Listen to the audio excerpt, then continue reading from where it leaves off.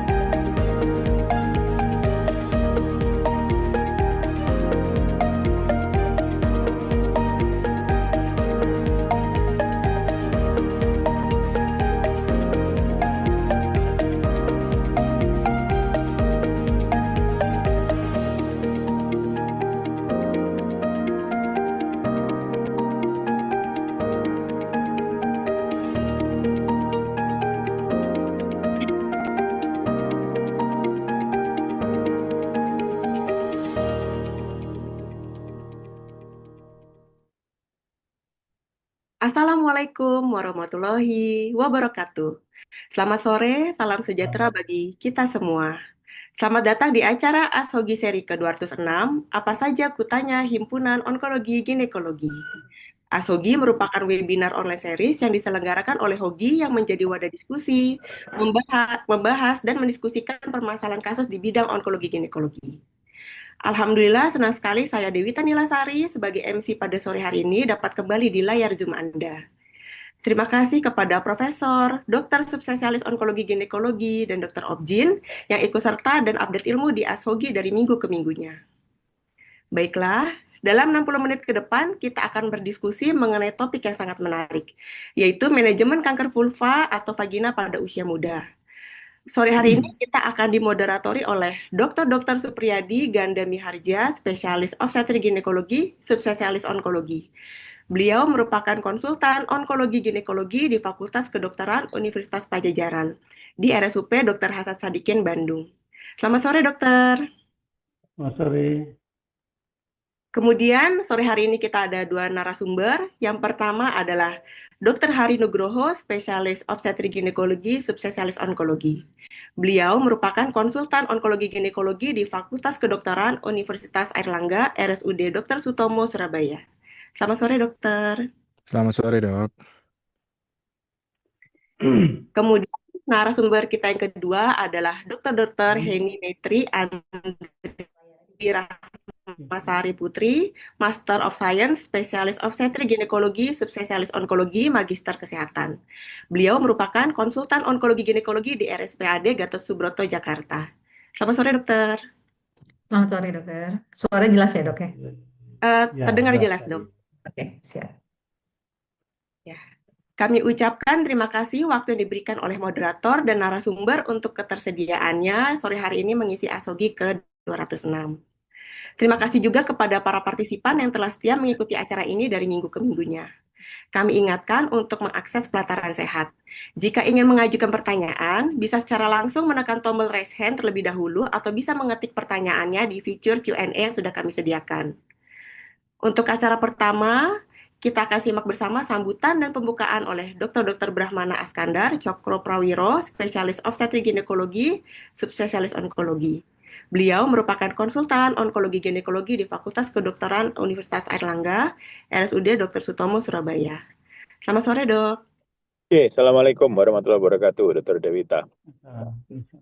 Baik, Dokter. Dipersilakan, Dok, untuk sambutan. Oke, Assalamualaikum warahmatullahi wabarakatuh. Selamat sore. Pertama-tama pada senior saya, Dr. Supriyadi, narasumber-narasumber, sahabat saya, Dr. Hari Nugroho, Dr. Heni, kemudian ada Bu Sekjen di sini, Dr. Taufan, yang awal acara ini minggu ke minggu, dan juga salam hormat saya untuk semua partisipan yang setia dari minggu ke minggu, sudah seri ke-206 begitu ya.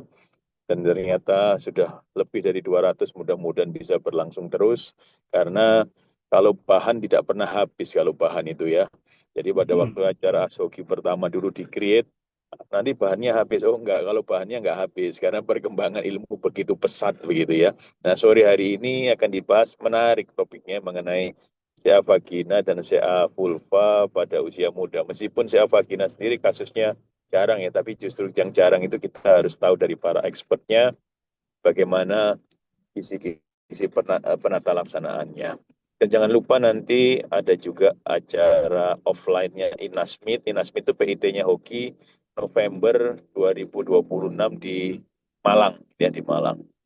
Kemudian saya juga mengucapkan selamat berpuasa, beribadah di bulan Ramadan pada semua sejawat yang beragama Muslim, beragama Islam. Mudah-mudahan bulan ini penuh barokah bagi kita semua.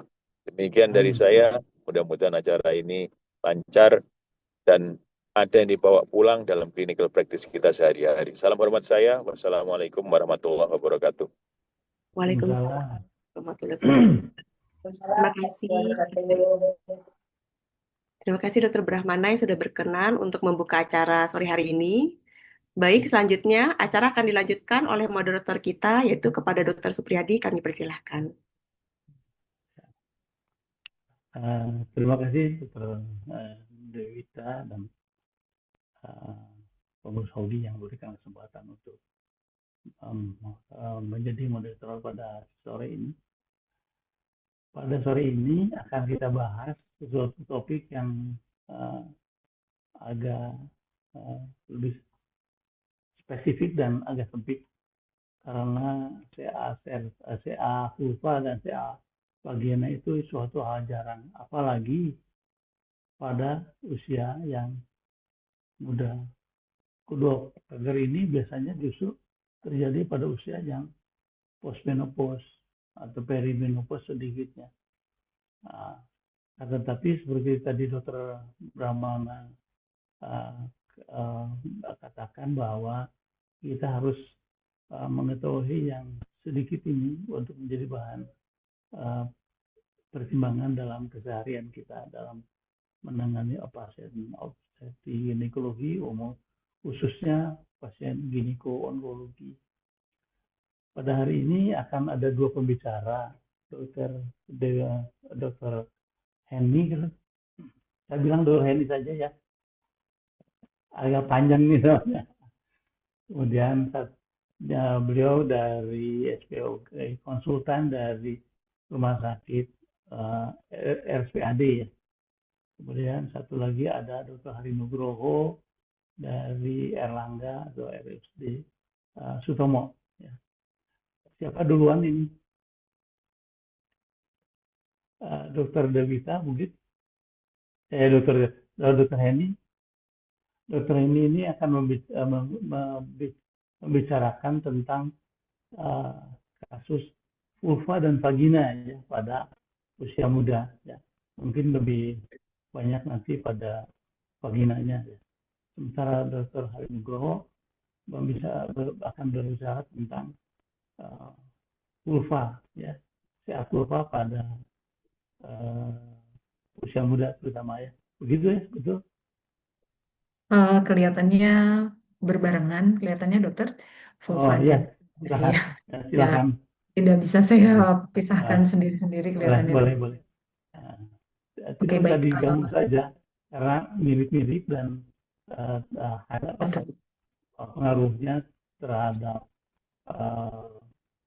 wanita ini ya, penderita juga tidak begitu beda. Silakan. Baik dokter. Dokter Hari apa dokter Hari mau duluan atau saya duluan dok? Silakan dokter Henny duluan boleh. Oh monggo. Sebentar. Baik. Barangkali ada sesuatu yang spesifik pada kajian siang hari ini adalah kalau kita biasanya pada CA ini kita memperhatikan mungkin ada fungsi hormonal, mempertahankan fungsi hormonal gitu. Apalagi kadang ada fertility. Pada kedua kasus ini kita memperhatikan juga efek kosmetik dan seksual ya pada pasien ini. Silakan. Boleh ya, suaranya barangkali. Terima kasih dokter. Assalamualaikum warahmatullahi wabarakatuh. Selamat sore yang terhormat Profesor Dokter Moderator Dokter Hari, Dokter Brahmana, Dokter Sofan dan seluruh peserta ASHOGI. Terima kasih atas kesempatannya. Sebenarnya sebelumnya saya disclaimer dulu dok, ini benar-benar niche topiknya. Susah nyarinya dok. Saya jujur aja, saya coba share screen dulu. Oke, vulvar vaginal cancer, tapi khusus pada usia muda. Sebelumnya mungkin saya disclaimer dulu, ini presentasi saya ada beberapa yang ada ilustrasi dan summarize-nya saya buat pakai AI. Ini adalah outline untuk saya hari ini, presentasi saya hari ini. Yang pertama adalah epidemiologi dan risknya, kemudian patologinya, presentasi penyakitnya dan bagaimana diagnosisnya, kemudian multidisciplinary manajemennya, serta special consideration-nya untuk pasien-pasien dengan usia muda. Ini yang pertama. Vulvar cancer sendiri itu sebenarnya untuk seluruh gynecology cancer itu hanya sekitar kurang lebih 4%, 3 sampai dengan 5%. Nah, vaginal cancer, kanker vagina itu bahkan lebih jarang lagi, kurang lebih cuma 2%. Bahkan kadang-kadang kalau kita menemukan massa di vagina, kita harus yakin benar bahwa itu bukan perluasan dari serviks. Nah, itu yang kadang-kadang kalau masanya udah penuh banget gitu dok, kita agak sedikit susah untuk sampai, oh ternyata ini sebenarnya dari serviks gitu. Jadi banyaknya kanker vagina itu sebenarnya awalannya sebenarnya adalah kanker serviks. Dan kedua-duanya ini sangat jarang pada usia muda. Sangat jarang pada usia muda. Kemudian jenis yang paling sering itu adalah squamous cell carcinoma untuk vulva. Penelitian terakhir yang dilaporkan terakhir oleh Kang dan kawan-kawan mengatakan bahwa ada peningkatan kanker vulva pada usia muda yang di bawah 60 tahun sekitar 38%. Tapi usia mudanya di sini tetap saja di bawah 50 atau di bawah 60 dokter. Jadi nggak benar-benar muda sekali itu enggak gitu dok. Benar Mas dikatakannya tetap di bawah 50 atau di bawah 60 tahun. Di bawah Ini 60 tahun adalah masih gambar. pemuda-pemudi. Dia dianggap muda dokter. Jadi karena biasanya itu peaknya adalah di usia 60 sampai dengan 70 tahun dok. Gitu. Jadi di sini ada ilustrasinya. Ilustrasinya itu adalah yangnya itu yaitu tadi dok di bawah 50 tahun. Dan ini berhubungan dengan HPV infection sebenarnya gitu. Jadi lebih banyak yang usia muda itu justru berhubungan dengan infeksi HPV. Selanjutnya, ini adalah jenis-jenis histologi atau tipe-tipe dari kanker vulva. Yang terbanyak itu 81% adalah squamous cell carcinoma, lalu ada 8%-nya adalah basal cell carcinoma, kemudian 6%-nya adalah melanoma, dan yang sisanya adalah subtype atau clinical indicator. Jadi yang paling sering adalah tetap squamous cell carcinoma. Lalu di sini ada beberapa yang mesti digarisbawahi dari jenis atau dari histopatologi ini. Pasien yang muda itu cenderung HPV associated, jadi berhubungan dengan HPV infection. Di sini salah ya dok, harusnya tipenya bukan 16-18, itu harusnya tipenya 16 dan 33, itu yang paling sering. Lalu bagaimana cara membedakannya? Secara histologi dia lebih basaloid, jadi ini bisa lihat gambarnya di bawah, dia lebih banyak di daerah basal. Kemudian biomarkernya itu biasanya positif P16. Gitu. Jadi memang mungkin sudah waktunya kita itu patologinya tidak hanya patologi, tapi harus selalu ditemani oleh immunohistochemistry, at least immunohistochemistry yang berhubungan dengan patofisiologinya gitu dok. Sudah banyak yang seperti ini, nggak cuma di vulva saja gitu. Kemudian yang berikutnya adalah jenis ini sebenarnya dua-duanya adalah squamous cell carcinoma. Tapi squamous cell carcinoma yang tampak pada usia yang lebih muda itu biasanya HPV associated. Sementara kalau yang lebih tua itu lebih ke tidak non HPV associated. biasanya histologinya lebih ke retinitis. Kemudian P16-nya negatif, uh, obviously karena tidak berhubungan dengan HPV. Kemudian P53 mutasinya positif. Ini tadi masih sama. Ini yang rare itu seperti rhabdomyosarcoma. Justru yang rhabdomyosarcoma ini biasanya datangnya malah usianya amat sangat muda, gitu dok. Kemudian ada melanoma, ada yang bentuk varikos. Kemudian, tapi itu adalah yang jenis-jenis yang jarang. Yang perlu digarisbawahi, selain jenis-jenisnya tadi, itu adalah delay presentation. Artinya, saya mengakui bahwa sering sekali diagnosisnya telat, Dok.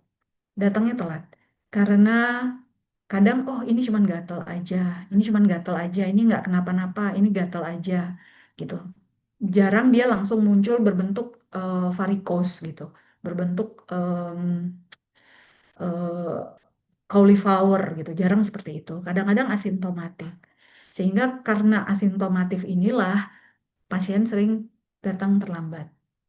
Gejala-gejala yang menyertai selain yang jelas ada massa di vulva, terkadang ulcer, jadi luka. Kemudian yang ini yang sering, persistent pruritus, gatel sekali. Kemudian kalau yang lain-lainnya ini ya pasti pasiennya datang. Tapi kalau persistent pruritus ini yang biasanya pasien akan datang agak telat. Bagaimana cara menegakkan diagnosisnya? Seperti biasa, mulai dari anamnesis, physical examination, melihat vulvovaginalnya, spekulum, kemudian inguinal lymph node examination.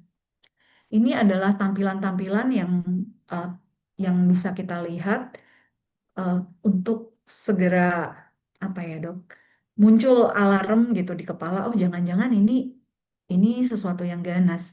Jadi masanya tuh benar-benar coba bisa dilihat yang di gambar yang sebelah kiri, itu benar-benar tidak harus obvious gitu, tidak harus bentuknya tuh cauliflowers muncul ke permukaan gitu.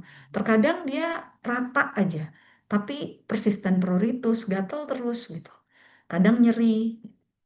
Kemudian ini masih in situ tanpa acetic acid. Kemudian yang sebelahnya itu adalah yang mulai muncul ada hiperpigmentasi, hyperpigmentation.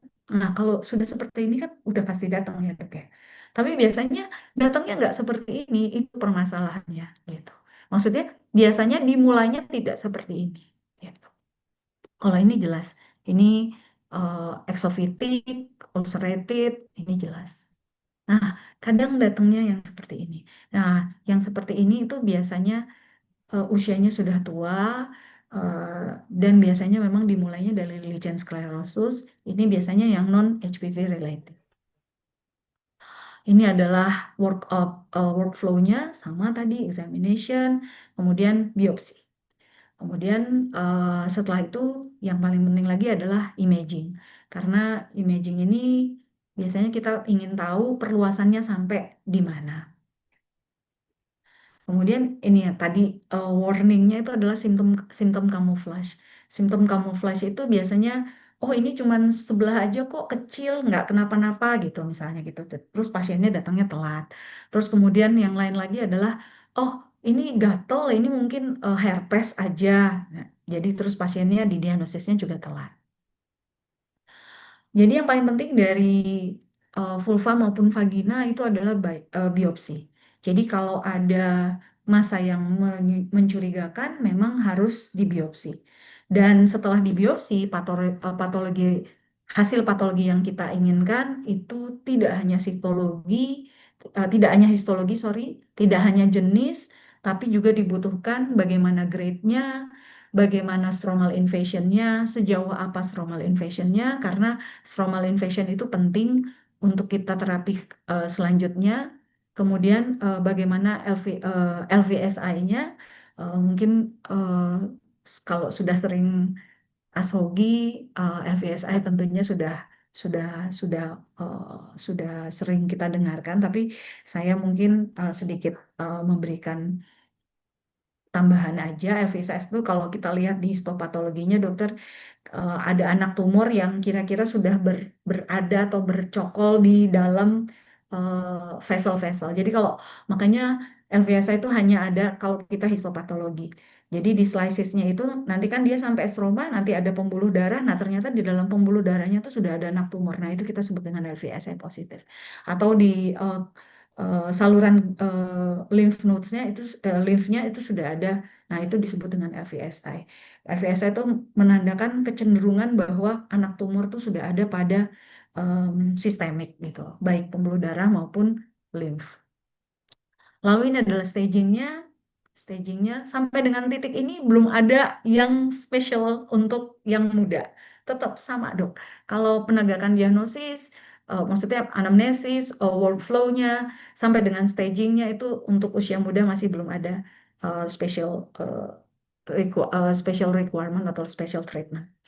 Jadi masih tetap sama bagaimana cara kita menegakkan diagnosisnya, masih tetap harus biopsi. Ini untuk staging vaginal cancer. Nah, sekarang kita mulai dengan masalah kalau usianya muda. Nah, kalau usianya muda tentu itu tidak hanya berhubungan dengan gyn-onkologi, tapi juga berhubungan dengan fertility specialist, kemudian berhubungan dengan juga plastic surgery. Karena bagaimana nanti white excision-nya, sejauh mana kita harus merapikan lagi, mengembalikan lagi ke yang normalnya. Nah, itu ada di sini, dok. Kalau yang lebih muda itu lebih multidisciplinary jadinya. Ya, bukannya yang lebih tua tidak multidisciplinary, tetap saja. Tetapi biasanya fungsi, apalagi kalau misalkan udah, biasanya di atas 60 dok. Jadi kalau di atas 60 tuh kayak, oh, udah kita rapikan, yang penting masanya keambil semuanya, apakah vaginanya setelah itu tertutup, ya tidak ada masalah, misalnya gitu. Tapi kalau yang muda tentu kalau vaginanya tertutup, ya nggak bisa. Nanti setelah ini harus ada dilator terapi, harus ada kerjasama dengan psikolog untuk body image gitu, untuk fungsi seksual, nah seperti itu. Jadi lebih multidisciplinary untuk usia muda. Terus terang saya dapatnya bukan hanya seperti itu dok.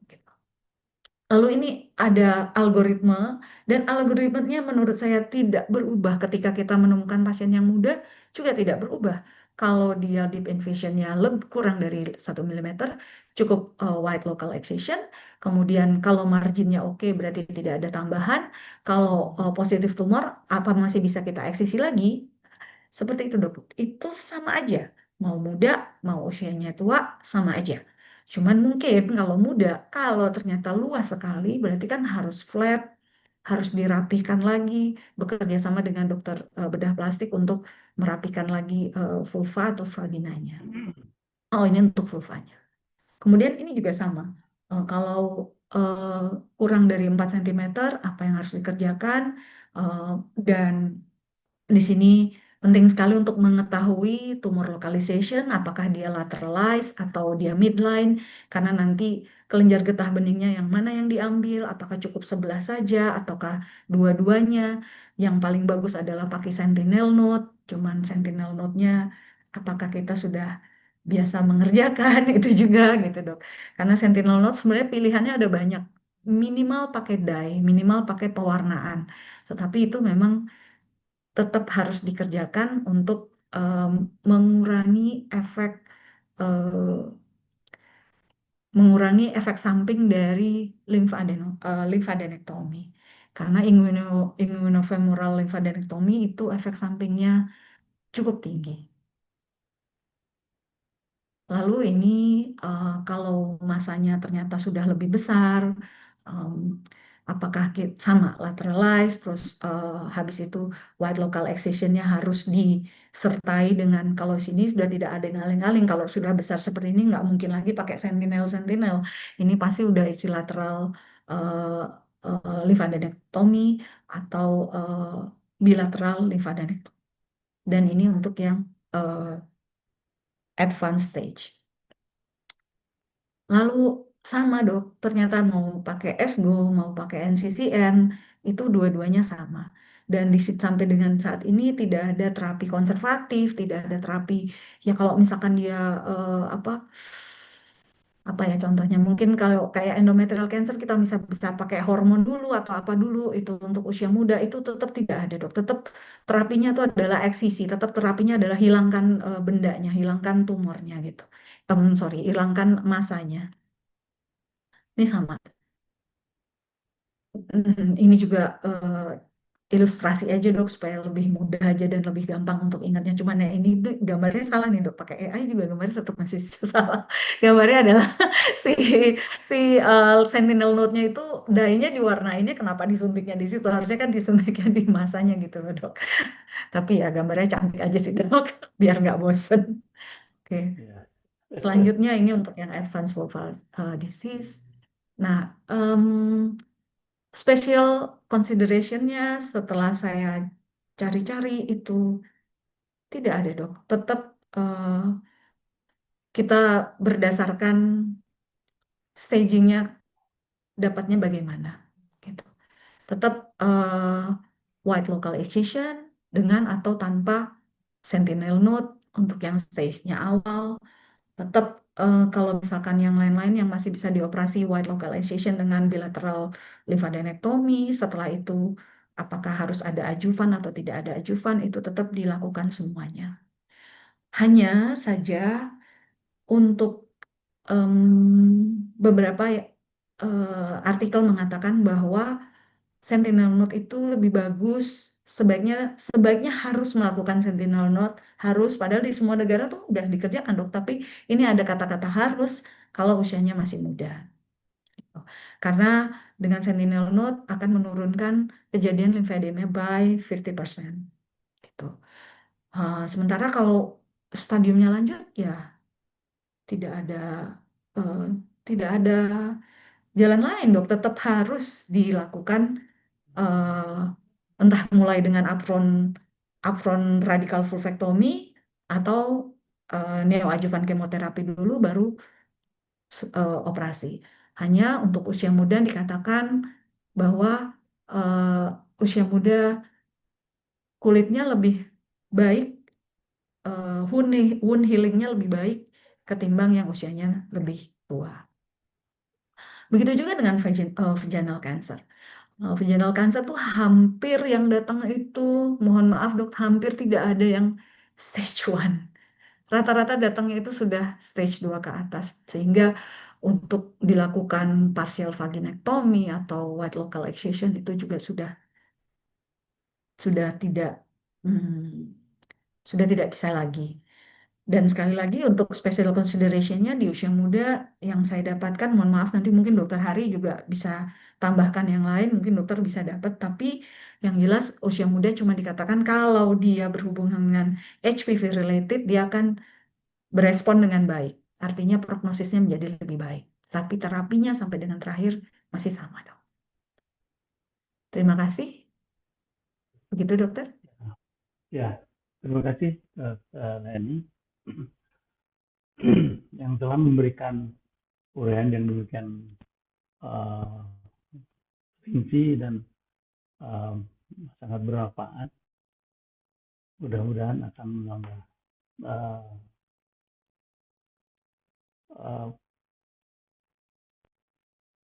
pemahaman kita terhadap CA vulva dan vagina ini. Selanjutnya saya persilahkan Dr. Hari Nugroho. Silakan. Baik dokter, izin share screen. Terima kasih tadi dokter Heni sudah memberikan banyak, jadi saya mungkin tinggal melengkapi aja. Jadi pertama kali dapat judul agak bingung juga ya, pada usia muda ini keringetan saya langsung ini ya. Usia tua aja jarang gitu kan, apalagi usia muda. Tapi ya saya coba lah ya. Kalau kita lihat kejadian CA vulva ya, jadi ini mungkin cuman 2/100.000 ya, kecil sekali. Kemudian distribusi usianya itu kalau dibilang muda itu di bawah 35 tahun gitu, berarti ya kurang dari 2%. Kalau di bawah muda di bawah 45 tahun berarti ya sekitar 7%-an. dengan diagnosis rata-rata di 69 tahun. Itu yang CA vulva yang sudah cukup jarang ya. Apalagi CA vagina itu kejadiannya cuma 1/100.000. Katanya cuma separuhnya dari CA vulva. Tapi menurut saya sendiri pengalaman di sini paling tidak di Surabaya, saya baru selama ini sepanjang ini baru ngerawat 3 pasien CA vagina murni ya. Yang lainnya rata-rata ya seperti bilang Dokter Heni tadi CA vagina, oh ternyata extended dari cervix. Awalnya yang dipikir CA vagina ternyata sebagian besar adalah ekstensif dari cervical cancer yang ke arah vagina, tapi cervixnya bukan di ekto tapi yang di endo gitu ya. Kalau CA vagina sendiri murni 1/100.000 ini kalau dikatakan muda berarti 0,07 saja. Kalau per 100.000-nya berarti ya 7/10 juta orang. Makanya belum pernah ketemu ya CA vagina usia muda saya. Mungkin belum sampai 10 juta pasien yang saya treat ya. Tapi apapun itu mungkin kita perlu perhatikan ya. Kalau nge-treat pada usia muda itu harus mungkin mengalami sedikit penyesuaian gitu lah. Apakah penyesuaiannya ini statistically signifikan? Nggak tahu juga karena angkanya terlalu sedikit untuk bisa kita lakukan uji klinis ya. Jadi mungkin bikinnya pakai sedikit common sense gitu ya. Jadi karena terapinya tadi ya dikatakan luas sekali ya, mulai fungsi seksual, fertilitas dan kualitas hidup jangka panjangnya juga kita harus perhatikan. Apakah mungkin kita melakukan operasi lebih konservatif gitu ya pada pasien tertentu? Karena kan CA vulva, CA vagina, sel zeronya, lokasinya juga berbeda-beda. Jadi mungkin kita bisa mempertimbangkan operasi lebih konservatif. Sebisa mungkin operasinya tidak radikal-radikal banget, tapi juga kita mengorbankan radikalitasnya ini juga rekarensinya akan meningkat gitu kan. Jadi juga bingung juga gitu ya. Tapi mungkin pendekatannya kita bisa wide local excision dibanding vulvectomy radikal gitu kan ya. Tapi seberapa jauh kita bisa mengorbankan ini nggak ada datanya juga saya cari dok. Terus unilateral inguinal lymphadenectomy bila lesinya unilateral mungkin, dan ini ya kalau bisa pakai sentinel lymph node nih ya, karena bisa menurunkan risk tadi ya. Dan tujuannya ini banyak ya, mulai tujuan fungsional sampai tujuan estetik gitu ya untuk menjaga anatomi vulva, terus ngurangi gangguan seksual, psikologis, kosmetik, meminimalkan resiko limfedema. Tapi satu sisi kita melakukan ini juga bisa meningkatkan rekarensi. Jadi bingung juga ya. Terus dikatakan radioterapi ini sangat destruktif ya, terutama untuk sexual function. Jadi kita harapannya ini bisa mempertimbangkan gitu kan ya. Tapi sesuai statistik tadi juga bingung juga ya.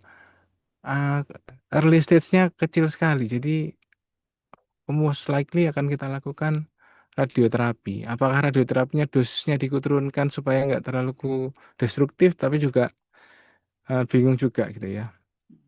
Karena ini bisa bikin fibrosis, disfungsi seksual, nyeri kronis, dan kalau memungkinkan dengan seperti itu, apakah kita operasi lebih konservatif, kemudian observasi saja. Jadi masih agak membingungkan juga kalau usia muda. Tapi kalau saya mungkin ya dari ini semuanya, saya tidak akan menurunkan standar, saya akan memberikan standar yang sudah diberikan dengan apa namanya ESCO, terus ya, semuanya yang ada di dunia ini. Tapi mungkin dari awal supaya bisa menerima, mungkin kita akan attach pasien ke psikiater dari awal supaya bisa acceptance-nya lebih tinggi gitu ya. Mungkin pasangan juga perlu ya untuk sexual function-nya dan sebagainya. Karena kita menurunkan standar berarti meningkatkan recurrency. Mungkin tadi ini sudah dibicarakan dengan dokter Heni ya, yang surgical excision-nya tadi, jadi mungkin tidak perlu saya ulang. Ini yang kanker vulva, ini operasi-operasinya. Kalau yang kanker vagina, ya misalnya kanker vagina early stage yang kemungkinannya kecil sekali di usia muda, apa ya mungkin kita terus nggak jadi melakukan vaginektomi ya, hanya untuk mempertahankan sexual function. Atau di early stage masanya kurang dari 1 cm kita radioterapi aja.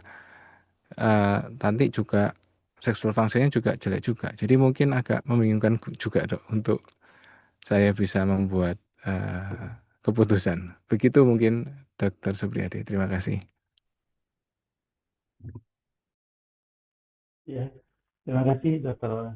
Hari yang telah menanggapi tadi presentasi dari Dr. Heni ini, dan sangat dua presentan ini memberikan tambahan atau suatu ilmu yang pada pasien-pasien yang sangat jarang, ya, sangat jarang, yang biasanya sedikit terabaikan. Ya, presentasinya kejadiannya hanya 1-2%, dan pada di bawah 40 tahun itu mungkin di antara yang 1-2% itu hanya 1-2% juga. Jadi sangat-sangat jarang, ya. Tapi ya Pak boleh buat, itu akan kita hadapi, apalagi terdapat peningkatan kejadian terutama pada yang usia muda, ya, pada usia pulpa, mungkin gara-gara infeksi HPV yang lebih tinggi pada saat sekarang ini. Ya, baik. Akan saya sedikit tambahkan bahwa sebetulnya kalau dilihat dari diagnosis, staging segala macam itu hampir sama antara usia muda dan tua. Yang membedakan itu pada usia muda kita mempertimbangkan estetik, ya, kemudian mempertimbangkan fungsi hormonal, dan satu lagi fungsi fertilitas. Sedangkan yang tua kita, yang 3 itu kita abaikan dan kita fokus kepada CA. Barangkali ada pertanyaan.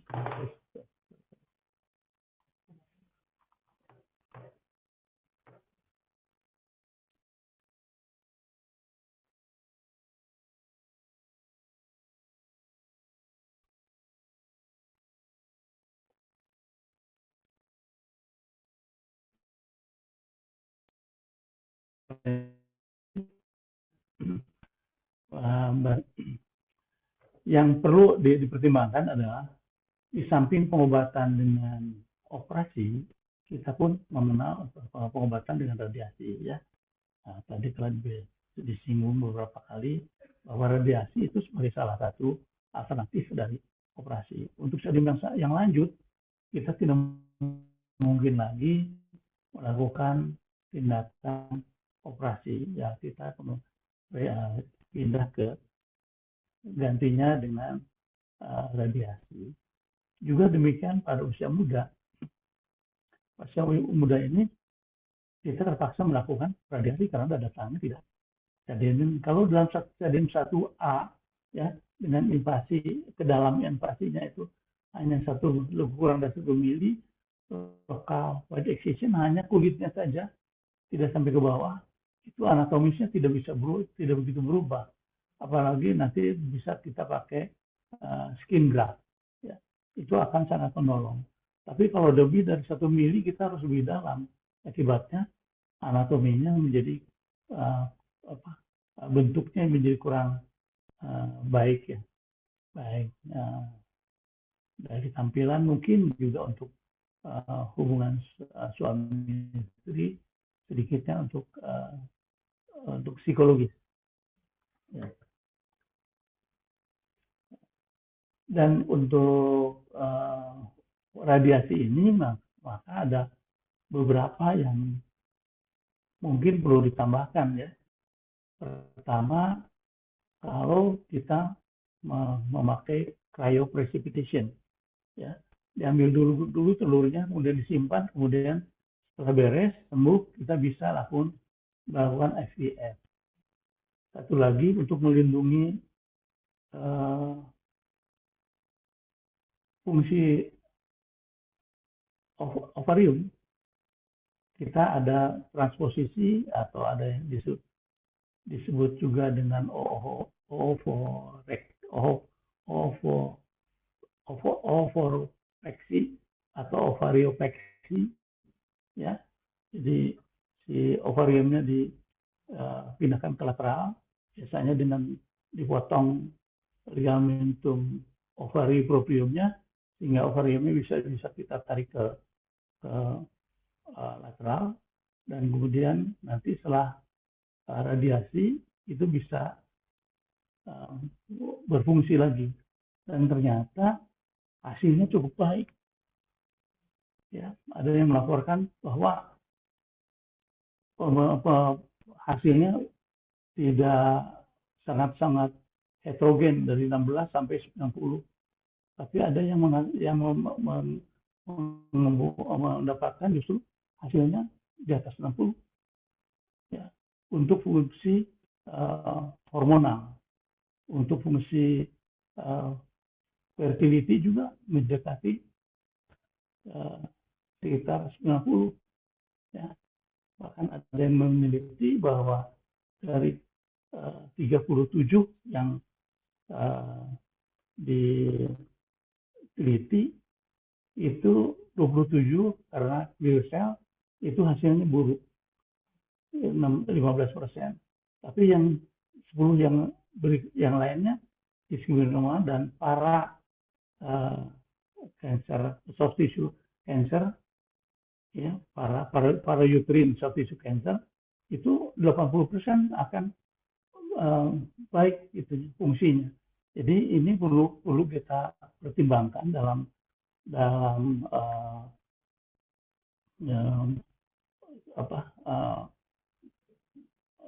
penanganan kita, bahwa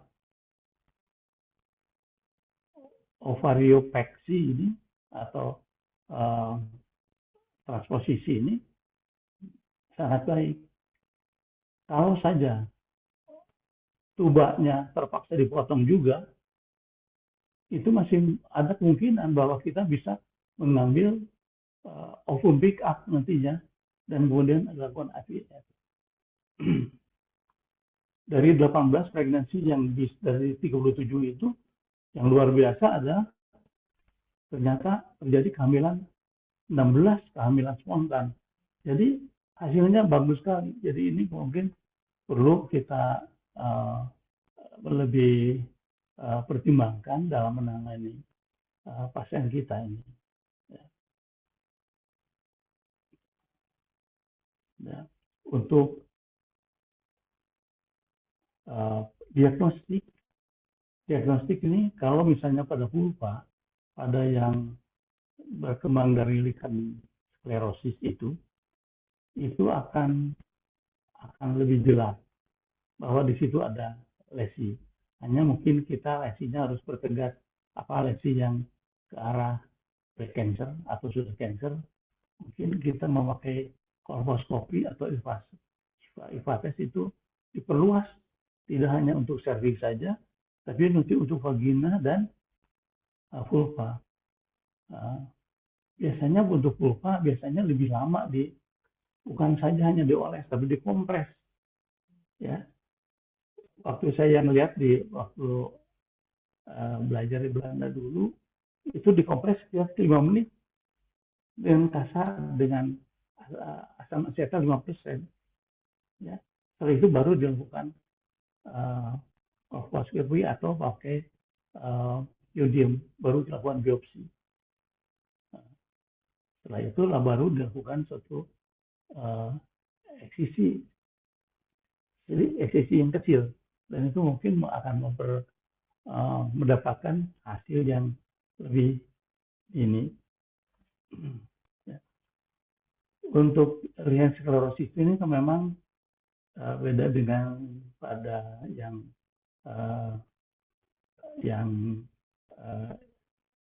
tumor epitelial lain, bahwa dia ini umumnya tidak karena HPV. Satu-satunya tumor ginekologi yang dari cervix ke bawah yang banyak tidak tergantung dari HPV itu adalah vulva. Karena 80% itu adalah yang sklerosis. Yang sklerosis tidak ada HPV-nya. Yang ada adalah infeksi kronis. Mungkin itu berhubungan dengan infeksi dengan COX-2 production dan kemudian prostaglandin yang bertahun-tahun menimbulkan progresi yang berlebihan dan kemudian terjadi mutasi dan terjadilah suatu CA pada ini. Tadi dijelaskan bahwa memang untuk PA ini di samping ada jenis, grade, dan LVSI ini diperlukan imunohistokimia. Imunohistokimia ini sekarang ini bukan saja di kota-kota besar, tapi ternyata di kota yang lebih kecil pun sudah tersedia itu. Nah, jadi alangkah baiknya sedikitnya tadi untuk P53 dan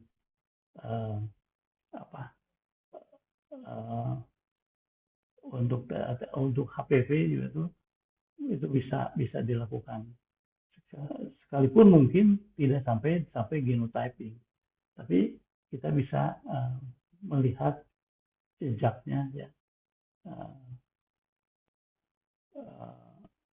atau mencurigai atau kemudian kita mewaspadai untuk pengobatan yang lebih lanjut.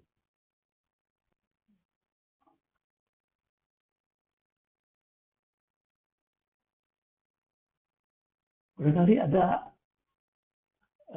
kecenderungan nggak kira-kira nih Dokter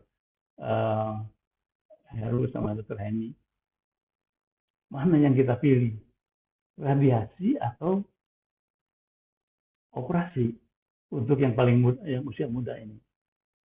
Udah stadium awal atau stadium lanjut?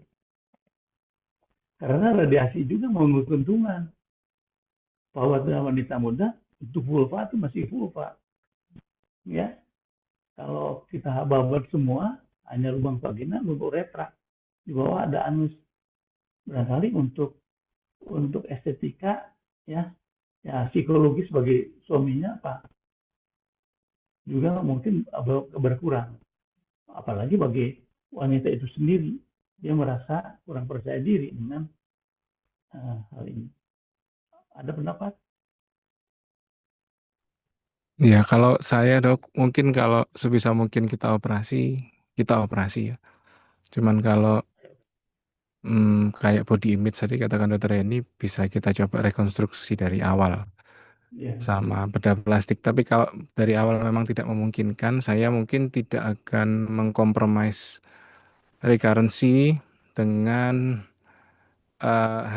bukan hanya ya untuk sexual function dan body image. Cuman mungkin kalau mau lebih detail kita bisa lakukan radioterapi dengan yang ini ya, VMAT ya. Jadi yang 3D-nya lebih baik. Jadi apa itu namanya ya? Apa sih? Yang contouring-nya juga lebih spesifik gitu, Dok. Jadi kita bisa menurunkan komplikasi ke sekitarnya. Mungkin gitu, Dokter, kalau saya. Ada pendapat Dokter Heni barangkali? Kurang lebih sama pemilihan dengan pasien nih. Siap, Dokter. Kurang lebih sama dengan Dokter Hari, Dokter. Karena menurut saya bottom line, kesimpulannya adalah treatment protokol itu stage base. Tetap tergantung ketika kita menemukannya itu ada di stage mana. Perbedaannya hanya ketika dia usia muda, multidisciplinary-nya lebih dari awal gitu, Dokter. Misalnya, walaupun stage-nya awal, bisa dengan white local excision saja, harus sentinel node karena disinilah letak mungkin perbedaannya kalau dia usianya muda atau usianya tua, kita sentinel node itu harus, Dokter, karena terus terang sampai dengan sekarang mengerjakan sentinel node di Indonesia itu masih banyak kesulitannya, dokter. Jadi begitu. Jadi tetap treatmentnya base-nya adalah stage base, not age base. Jadi tidak berdasarkan umur tapi berdasarkan staging. Itu yang pertama. Terus kemudian mungkin pendekatan yang beda tadi adalah multidisiplinerinya tuh sejak awal, dokter. Jadi tidak hanya permasalahan terapinya, tapi psikososialnya juga dari awal sudah mulai diadakan pendekatan. Eh, itu dokter, kelihatannya itu. Terus kemudian mungkin kalau yang usia muda tadi dok, banyaknya HPV related. Karena dia HPV related, kalau dia sudah ada di vulva, kita kayaknya harus lebih hati-hati. Apakah dia juga ada di anus, apakah dia juga ada di tempat-tempat lain. Seperti itu. Ya, betul. Ya. Jadi pilihan pertama adalah kita operasi ya. Operasi. Hanya ada sesuatu kita untuk pasien itu harus kita memberikan suatu alternatif. Pilihan ada di pasien. Misalnya kalau mengenai klitoris itu yang rada repot. Ya, apa dia habiskan semua karena kalau klitoris itu ke lymph node juga harus kiri kanan, ya. Oleh karena itu maka ada pemikiran bahwa untuk yang mengenai klitoris pada usia muda itu diberikan counseling.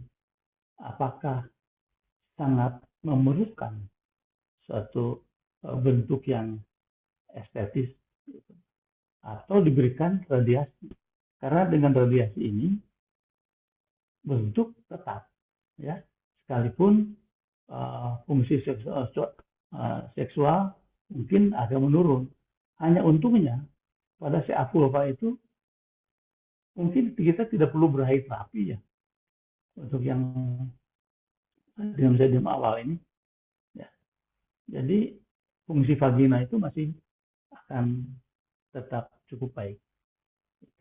Itu hanya alternatif sehingga pasien ada pilihan, tidak hanya satu harus operasi, harus dibabat klitorisnya dan seluruh vulvanya.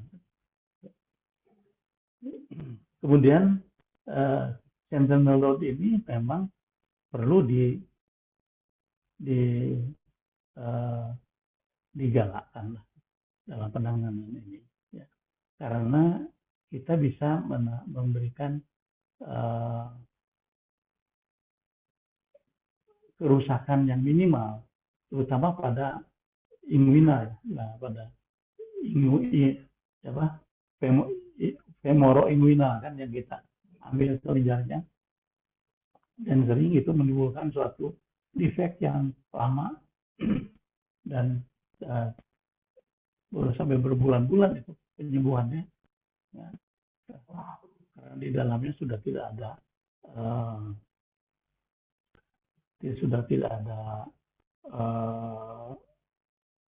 lemaknya lagi, ya. Dengan demikian kita pakai itu. Kalau ada memang harus sentinel node-nya memakai teknisium, bukan pakai blue dye saja. Karena dengan teknisium ini kita bisa memilah kelenjar yang biru yang mana yang positif, yang itu yang diambil. Kemudian di cross section, dan kalau itu positif maka tetap kita lakukan systemic lymphadenectomy seperti yang tanpa lymph node. Itu barangkali, ya, sentinel node, ya. Jadi kesimpulannya bahwa untuk wanita muda ini kita perlu lebih memperhatikan antara fungsi estetik, fungsi seksual, dan fungsi fertility. Untuk itu perlu dipikirkan atau lebih digalakkan lagi pemeriksaan vulva pada pasien-pasien yang memang tua ya dengan ada lichen, gatal-gatal, atau kemudian pada pasien yang telah ada CA cervixnya. Karena infeksi HPV pada CA cervix itu kita lakukan radikal, infeksinya tidak diapa-apakan. Ya. Yang diambil adalah lesi yang telah menjadi kanker. Padahal infeksinya bisa mungkin tidak saja pada cervix, tapi pada vagina, juga pada vulva.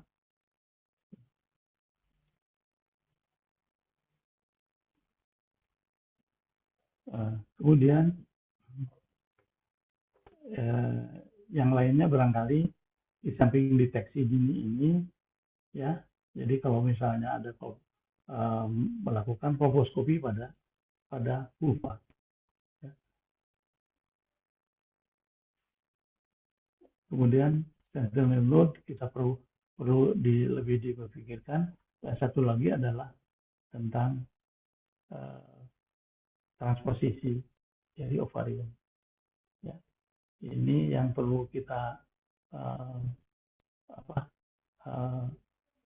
kita galakkan karena uterusnya masih intak dan fungsi hormonal masih tetap diperlukan. Itu barangkali yang bisa saya simpulkan untuk sore ini. Sebentar saya cek ada pertanyaan enggak. Nah, sampai sekarang tidak ada pertanyaan. Jadi barangkali cukup diskusi antara kita saja. Mungkin akan menjadi bahan pertimbangan bagi teman-teman sejawat lain untuk menangani pasien dengan lebih komprehensif.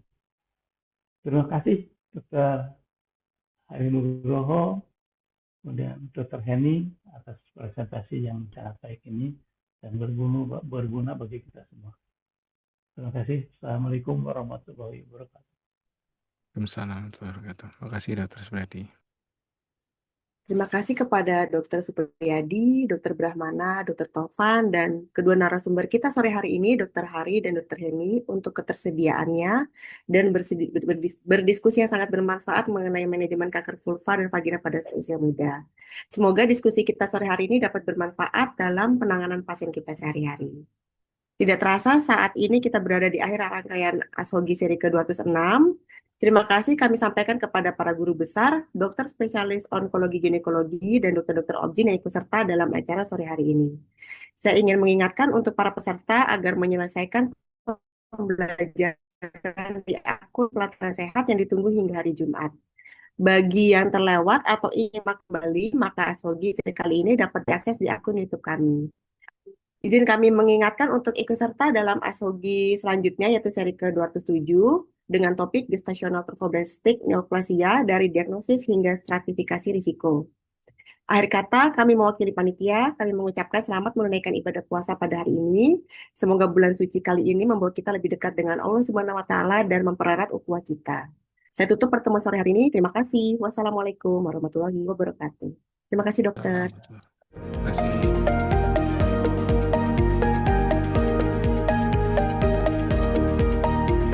Terima kasih sebanyak.